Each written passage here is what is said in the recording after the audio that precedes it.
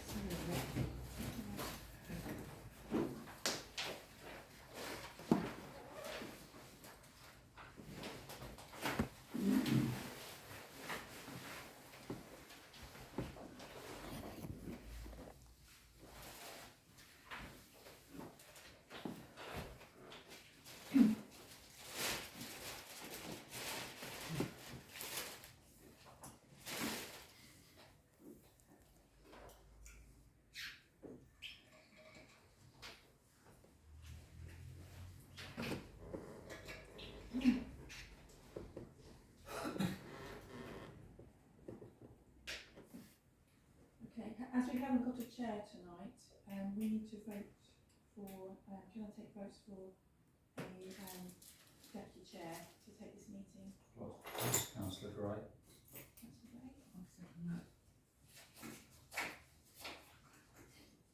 If you wouldn't mind holding up your voting card.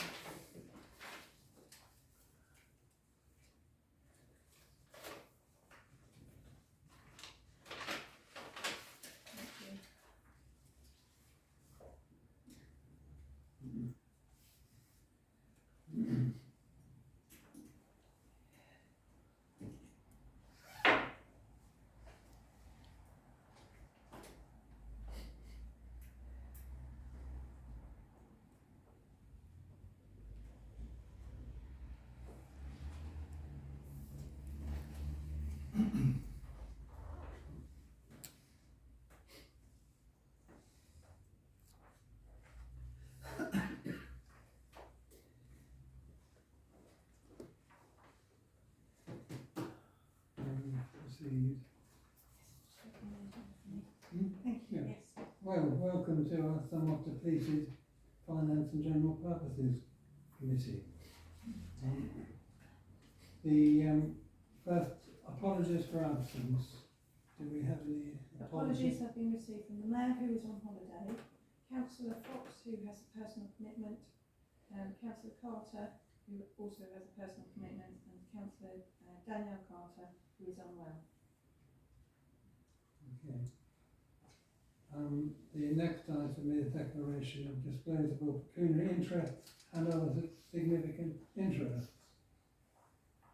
But there are none. The next item is the public right to speak. Do we have anybody who wants to Yes, speak? we have Mrs. Summerhays. Come over here so that you can face it away from you. Good evening, my name is June Summerhays and I'm currently the curfew bell captain. I chose to speak tonight because the bell ringer's supper is on the agenda. Firstly, I suspect that some councillors, particularly those relatively new to the role, are unaware of the strong link that has always existed between the council and the bell ringers. So I will give a brief explanation. I'm only going back as far as 1852, when the council decided to stop the ringing of the curfew bell, only to have to reverse that decision because of a petition from residents. In the 1940s, the council paid the gentleman, paid him a salary to ring the curfew bell. When he was no longer able to do the job and nobody else applied for the post, 30 male volunteers from the town agreed with the council that they would take over. That has continued ever since, and we are now one of only 8 towns to ring curfew. At some point, the council decided to provide an annual supper for the bell ringers by way of a thank you. I believe this goes back decades, but I've been unable to get a date. Subsequently, it was decided to invite retirees, and the current bell ringers paid a contribution to cover the cost of the dinner for those retirees, which wasn't the responsibility of the council. So please be clear. Volunteers ring the curfew bell for the council. The council has always been responsible for the curfew. The bell has rung for centuries, and it is imperative that this council supports the bell ringers if this tradition is to continue. The agenda this evening states that the supper is subsidised by the bell ringers. It is not. The bell ringers pay a contribution to cover the cost of the supper for retirees who do not pay anything. The budget for the supper has been around £400 for some years and woefully inadequate. So I would like to request an increase. Although we only have 2 courses and coffee, if 31 people turn up, £400 will not cover the cost. Next year the meal will cost £19 per head, so the cost could be as much as £589. We rarely, if ever, have a full complement, but the budget should reflect the potential cost should they all decide to attend. Thank you.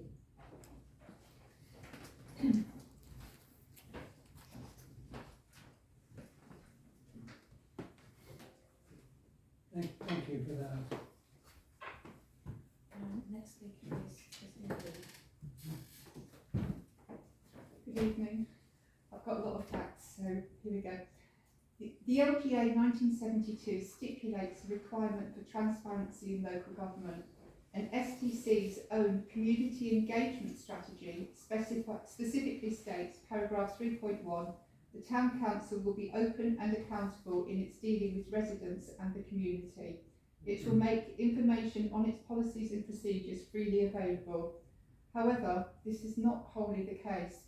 Standing Order 5J requires a number of council documents, including policies and procedures, to be reviewed at the annual meeting of the council in May. Inexplicably, many of the requirements of SO5J were deferred this year. 2 months later, in July, most of the deferred items appeared on the agenda, but they were not reviewed or resolved. Instead, a resolution, reference 200722, was passed to refer this item to the Finance and General Purpose Committee after September's council meeting. Again, the residual SO5Js were inexplicably missed, this time from the October Finance and General Purpose agenda, which brings us to the November agenda, where, yet again, today, we see that many of the SO5Js are missing. However, on this occasion, many of the missing reviews are claimed to have been completed in July, which is untrue because the July resolution referred them to October, whilst for some others, the documents have only been provided to the personnel group. So, 6 months after the full SO5Js should have been reviewed in public, there is still no end in sight. Regarding SO5J 20, can it be right that no expenditure was incurred under Section 137 of the LGA 1972? STC do not have the general power of competence. Therefore, you must state under which specific power each expenditure is incurred. This has not been done for all expenditure. If STC have not used Section 137 for unassigned expenditure, then you have not met the requirement to identify the specific powers under which all expenditure has been incurred, meaning you cannot claim that all expenditure was lawful. This issue will also apply to the current financial year and continue beyond May 2023 if STC do not employ a fully qualified town clerk by the time of the May elections and thereby meet the criteria for the general power of competence. Regarding SO5J 21, a schedule of meetings was produced earlier in the year, but it needs to be updated to reflect the new committee structure effective from August. It is now mid-November and we're still waiting. Further, the draft budgets are missing from the agenda. This committee is not the personnel group. Therefore, I would not expect confidential personal information to be a factor. So why have the draft budgets not been shared with the public? And as no resolution has been passed to exclude the public from the budget's discussion, is it even lawful to withhold these documents? And with regard to items listed on agendas as confidential, please would officers compiling the agenda state which clauses of the LGA 1972 Schedule 12A Part 1 they are relying on to exclude the public, and confirm that the public interest test has been performed.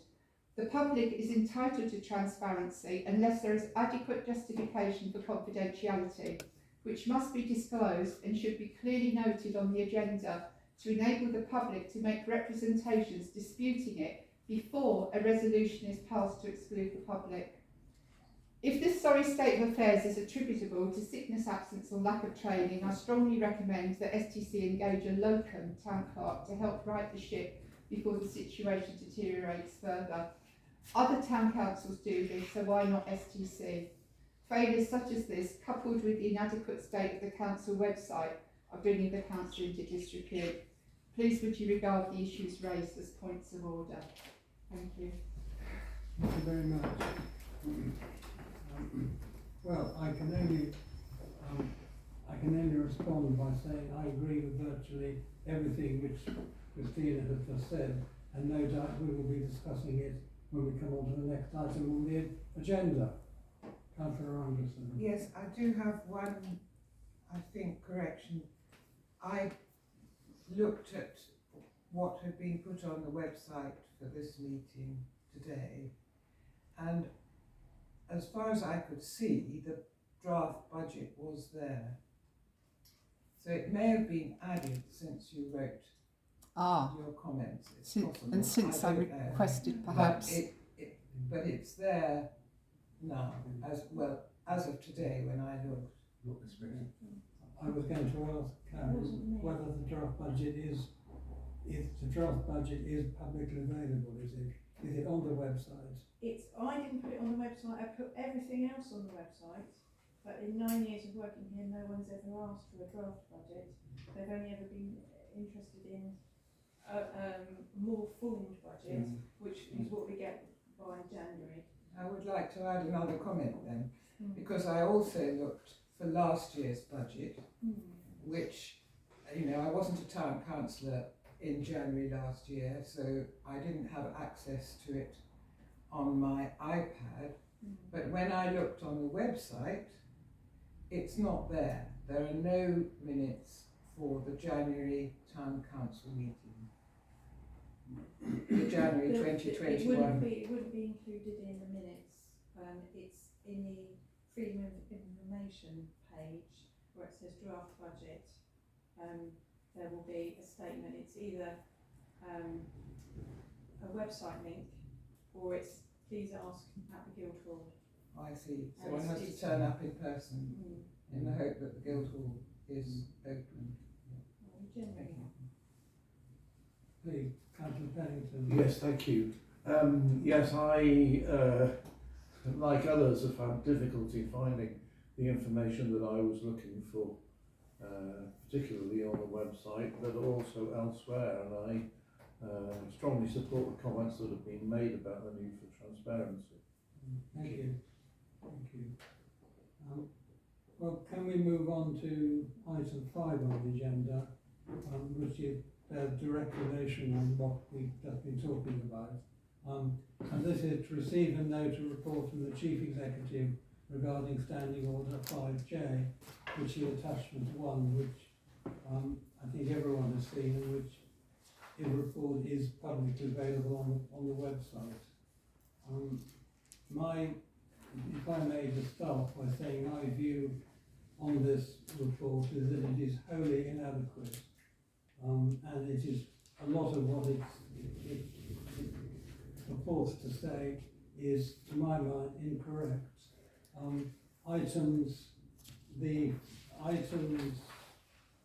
J1 to J9 have been satisfactorily dealt with, and I don't know whether the others on the committee will agree with me, but those items have been satisfactorily dealt with. They were reviewed and resolved at the July 22 council meeting. but items 10 through to 9x1x, with the exception of two, one of which is not appropriate because it only applies to an election year, these I do not consider have been satisfactorily described. Whilst many of the documents referred to may have been produced to the council, they have not been reviewed by the council, and when they were produced, it was resolved that the review be deferred to the first meeting of the Finance and General Purposes Committee. But at that first meeting of the Finance and General Purposes Committee, they were not on the agenda for that meeting, but they appear to be on the agenda for this meeting. But these documents, firstly, this committee doesn't have copies of those documents, and yet we're meant to review them. How can we without copies of them? And secondly, I don't consider any of these have actually been reviewed by the council, despite the remarks against many of them, where the chief executive has said completed July 2022, or personnel group in receipt of documentation. To my mind, this is not satisfactory at all. Would anyone else like to add anything to that? Councillor Anderson. Yes, I would like to say, I mean, I don't know what meaning of the word review is being used here. If it means available to read, that is not met by this agenda, because the documents are not attached to this agenda, and one has to go back to the July 2022 agenda to find some of them, but not all of them. So, but I wouldn't say that the word review simply means available to read. I would have thought that if they are available to read, then the council's responsibility is to read them, review them by commenting on them, and making resolutions about them. So I don't really understand what this word review means in this case. And if somebody could enlighten me, that would be helpful. I would certainly like that enlightenment as well, Councillor Anderson. Councillor Graham, would you like to make any comment on No, that? the comment I would make is some of these documents have been passed back to the personnel group, whoever they may be, and what nobody knows who they are particularly, and what the constitution is, and what their powers are. That will become clear when the council considers the revised standing orders, which are going to be considered at the next council meeting next week. But I don't consider supplying documents to the personnel group satisfies the requirement for them to be reviewed by the council. So I don't know where we go, where the committee would like to go from here. My view is that we should reject this report from the chief executive, and we should request her to produce a fresh, comprehensive report containing copies of all the documents referred to in SO5J X to X1X, other than X1 and X11, for review by this committee at its next meeting, following which it can make recommendations to the council as to what should be done with all these various items. I'll second that. So, yes, Councillor Pennington. Thank you. Yes, what I think is particularly helpful is to know how far a document may have been changed. So in the process of reviewing documents, if it can be indicated where changes, if any, have been made, that's very useful. If you're simply receiving the same text as was approved last year, it's 90% certain that it can be supported without change, but if there are changes, then they need to be. I agree, Right. absolutely. Yes. If there have been any changes to these documents in the last review, they should be, well, it should be routinely marked on the document, so you know what version you're looking at, when it was last reviewed, whether it's been amended, when it was amended, by whom it was amended. And then one can make a sensible judgment whether you could just say, yes, it was reviewed, it hasn't been changed, or you could look at the changes. Unfortunately, that is something that this council very rarely seems to do. Documents appear with no, I made this point before, I know, but they appear with no author's reference, no date when they were prepared, no version number, and so on. So I would agree, Councillor Penton, absolutely, that must be expected. In fact, if I could say something, I did look back to the July 2022 agenda to try and see what these documents were, because we haven't been given them tonight. And one of them, and I'm struggling with my memory to remember which one of them actually said it had been reviewed in July 2022, but that was a document attached to the July the 25th council agenda. So I found that really, really mystifying, and I'm sorry that I can't remember which particular document it was. It's the council's complaints procedure. Oh, right. That's it's right, yes, stated I remember that. It was provided at the July 22 meeting, Yes. but it said that document said on it amended July 2022. That's it. And, well, it's all rather puzzling. It didn't say, as I remember, who had amended Yes, it. no. I mean, clearly the council hadn't amended it. Yeah. And Councillor Morehouse, you did propose. Second your proposal. So can you remind us what the motion is? Well, I said this committee rejects the report from the Chief Executive Officer heading updated SO5J and requests her to produce a fresh report containing copies of all the documents referred to in SO5J X to X1X, other than X1 and X11, for review by the Finance and General Purpose Committee at its next meeting. Do you want us to vote on Yeah, that? can we vote on that? Yes. Okay. So this is all for, is it for the motion? For the motion, For yes. the motion. So I wasn't there in July. So. Yeah. So the motion is passed. 342 abstentions.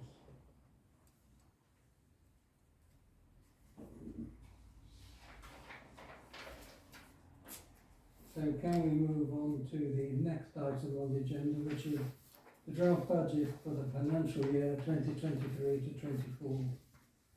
And the agenda item is to receive a draft budget spreadsheet and report for the 2023-24 financial year based upon continued activities and new projects that the responsible finance officer has been informed about. Members should be aware that the figure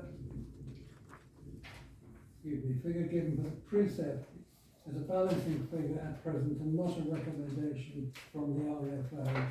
Members are asked to consider what amendments and research need to be undertaken for the draft budget before being considered again. The budget must be approved at the very latest by 31st January 2023, but mid-January would be preferable to make sure of meeting Derby District Council's precept amount deadline.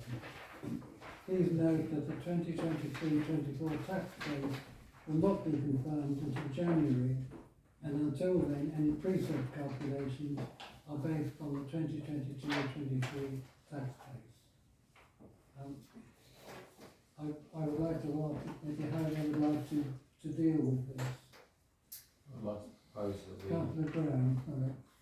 If I can just make a point, which is made in item 7.2, we really, before we can deal with, I mean, we talk about objects of the budget here tonight, of course we can, but the fundamental problem or decision that needs to be made is about salary levels. Yes, Salary levels yes, and increases. yes. And until that is decided, the budget can't be put in place. That's a very sensible point. I'd Councillor Moorhouse. like to propose that we set up a working group to go through this line by line. I'll second that. But I do have a comment to Please, make about. please do.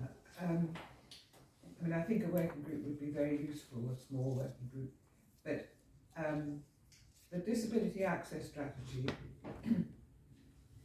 last year, much to my delight, was given a budget of £2,500, and we've spent a little of that, not a huge amount. I think we've still got, I don't know if the finance officer has the figure off the top of your head, but it's something just over £2,000, I think. Yeah, the budget was 2,500. Yeah. We spent, I think, That about sounds right. £500 or something. Yes, In the- not in the quite regular. that. Removing the pole across those bollards at the top of Milk Alley, and painting the bollards. I imagine that's what, because that's the only thing that's happened. I do expect and hope. Well, I hope, and maybe I shouldn't expect, but I hope that we will make an advance with getting a ramp built between the Quay Path and Ives Gate, which will enable people with mobility scooters to move from the quay into the town, or be part of that strategy to enable them. And I've no idea how much that will cost, but I would like to ask that when the working group meets with the chief executive, that they ask for two things as far as this budget is concerned. First, that the unspent amount from this year gets rolled over to next year, and in addition, an additional £10,000, because I say I've got no idea how much a ramp will cost, but an additional £10,000 is put into the budget for disability access, which I'm hoping will cover the cost of a ramp and maybe some other work. So that was all I wanted to say. Yes, I think the finance officer wants to say something. Yeah. Unless this is a reserve, we don't generally roll forward a particular fund, although it can be reinstated at the beginning of the financial year with a report to council requesting so much from underspend put back into a budget. So unless it's labelled a reserve, it generally goes back into the pot at the end of the year, and then it can be allocated out again.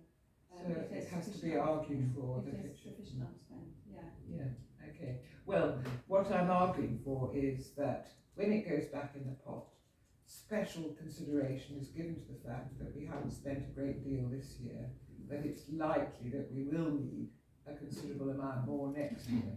Yes. Councillor Graham first, then Councillor Pennington. Yeah, finance officer may be able to help out on this, but I'm looking at figures today. Our preset for this year is 275,000. Under the latest budget, the most increase we can have is 5%, which is 13,750. And I think we just need to bear that in mind. Yes. Yeah. You mean the latest national budget? National Yeah. budget, yes. Indeed, yeah. Councillor Pennington. Two separate points. One is that on the question of access, and particularly access for those with disability, I do think it's a priority, a real priority in this town. I have been surprised wheeling my mother-in-law around in a wheelchair how many points it's difficult just to move around. Yes, And I do believe that should be a focus of some attention. Secondly, on the working group, I just noticed there are only 5 of us here this evening. I don't know how a working group could add something to the process, particularly as the responsible finance officer has such an important role to play in the whole process.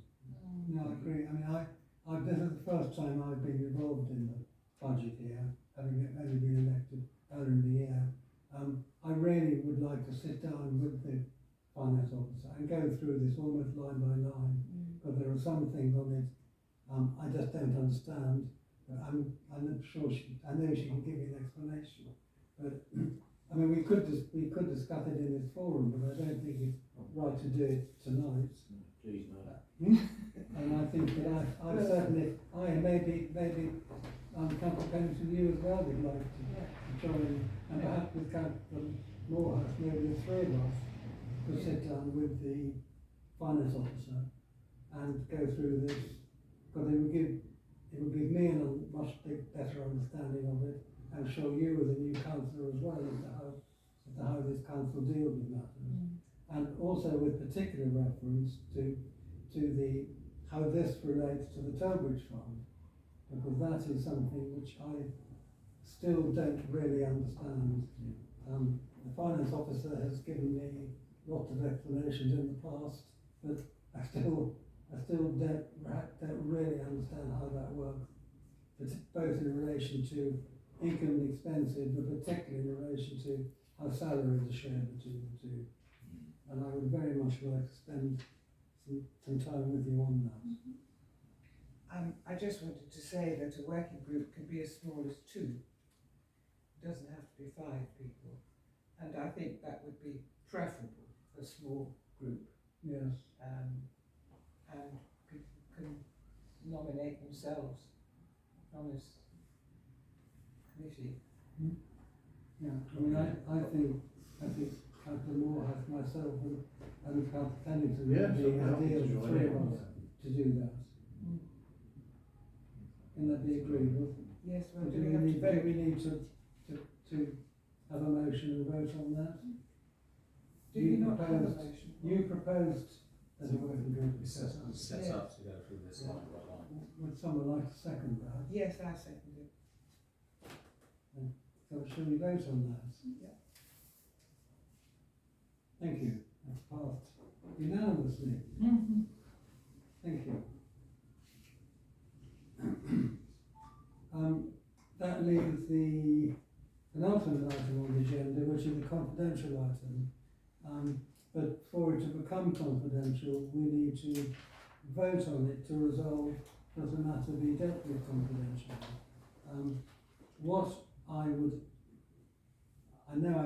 I've said this before, and as chair of this meeting, I'd like to say again, is that I really would like to see that under Part 1 of Schedule A of the Local Government Act, that the resolution that's passed specifies which item in Part 1 of Schedule A the Council is relying on to claim exemption.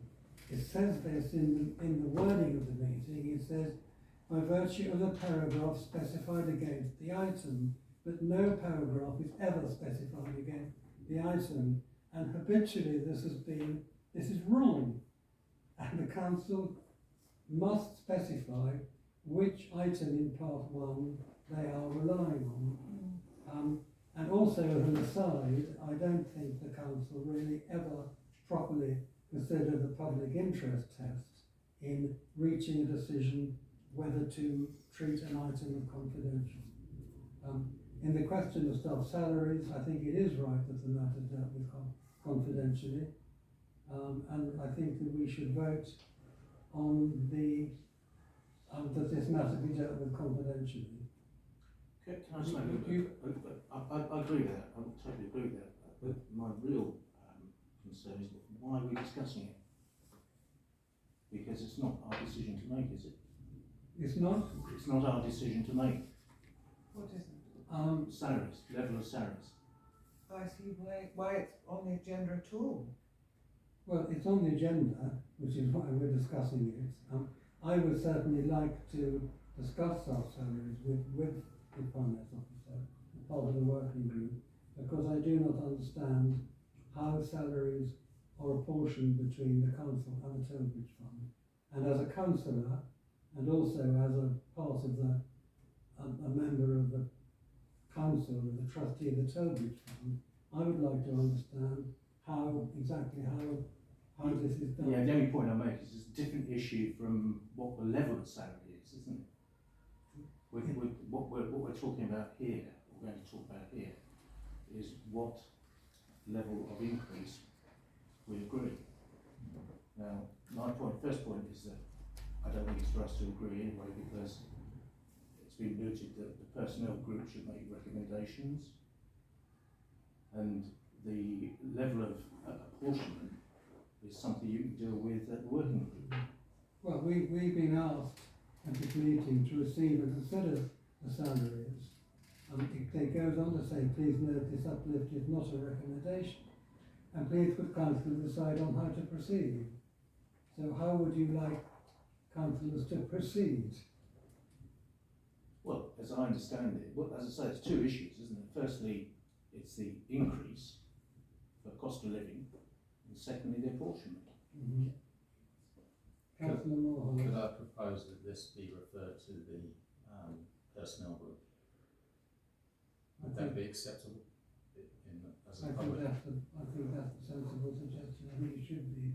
The only tricky bit about that is it has no terms of reference, does it? Not yet.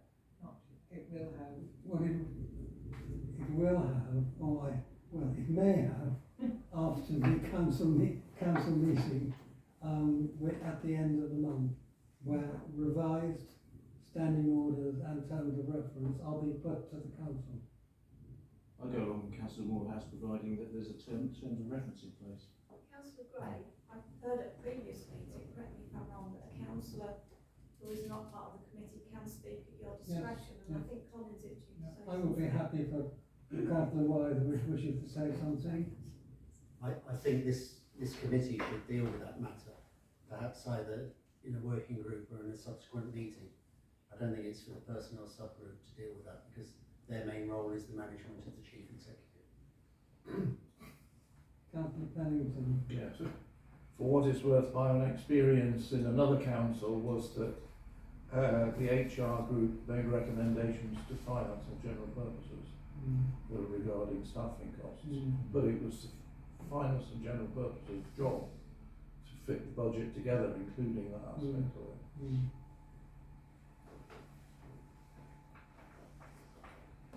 Well, Has Councillor Morehouse had a seconder for his motion?